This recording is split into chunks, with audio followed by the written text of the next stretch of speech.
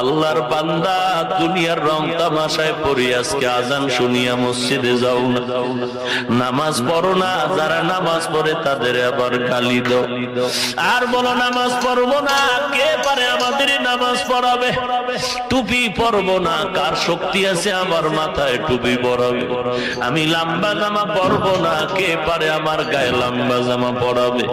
ওরে বাবা, লম্বা জামা তো পরলি, মরার পরে সোজা হইয়া পড়লি, যদি আগে পড়তি জান্নাত পেয়ে যাইতি।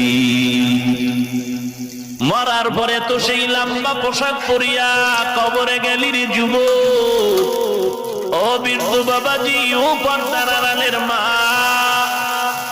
মিরপুরের অঞ্চলে আজ বয়ানের মাইকের আওয়াজ কত বেল নিয়ে যায়। হতভাগিনী অনেক মা আছে, অনেক বোনেরা আছে, অনেক বাবারা আছে, এই ওয়াজের আওয়াজ শুনিয়াও কানটা লাগায় না। তারা ঘরের ভেতরে টেলিভিশনের আওয়াজ বাড়ায়া ক্রিকেট খেলা দেখে। আছে না? কপাল ভালো। এরে যুবক, আল্লাহর গোলাম, নবীর আদর্শ বাস্তবায়নের জন্য বেলাল প্রাণটা দিয়া দেয়। নবীর আদর্শ বাস্তবায়নে সাহাবায়ে কেরাম জীবন দেয়। আর সেই নবীর উম্মত হয়ে তুই আজকে বেঈমান ব্রাজিল আর আর্জেন্টিনার গোলামি করো।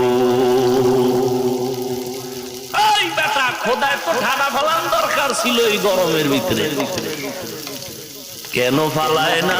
একমাত্র মায়ার নবী রহমাতুল লিল আলামিনের বরকত। ইয়া আইয়ুহাল্লাযীনা আমানুত্তাকুল্লাহা হাক্কা তুকাতি। ওরে মুমিন, আল্লাহকে ভয় কর। ভয়ের অর্থ খাশিয়া। আলেম ওলামারা আল্লাহকে বেশি ভয় করবে অন্যদের থেকে। আল্লাহকে ভয় করার মানে হলো বেশি বেশি গুনাহের কাজ করা, না গুনাহ না করা। এখন যদি কোন আলেম গুনাহ করে, কোরআনের আয়াত মিথ্যা হয়ে যাবে। মিথ্যা হবে?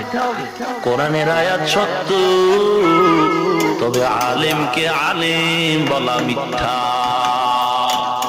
কোরআনে কোন ভুল আছে? এই যুবক, ভুল আছে? ভুল থাকলে তুই কে? তোর থেকে বড় বড় বেঈমানেরা চেষ্টা কম করে নাই, পেরেছে? পারছো? আল্লাহ বলেন, আমি কোরআন হেফাজত করার জিম্মা নিলাম। এই কোরআন আমি আল্লাহ হেফাজত করব। সুকেশের মধ্যে সিন্ধুকে কোরআন বান্দা নাই, তালাবদ্ধ নাই, বরং মসজিদের বারান্দার দরজা খোলা কোরআন আছে। তুমি হিন্দু হয়েও যদি যাও ধরতে পারবা, কেউ বাধা দিবে না।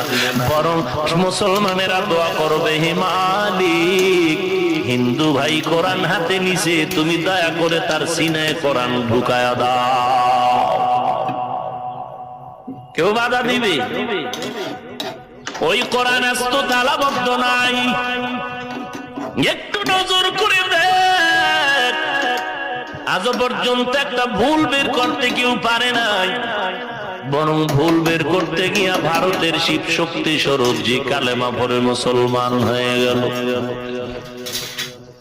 এরে আল্লাহর গোলাম, এ কোরআন এমন দামি একটি কিতাব, আল্লাহ কেমন ভাবে হেফাজত করেছে। 8 বছরের সন্তানের সিনার মধ্যে কোরআনটা ঢুকায় রাখছে। ভালো ভালো আধুনিক বিশ্ব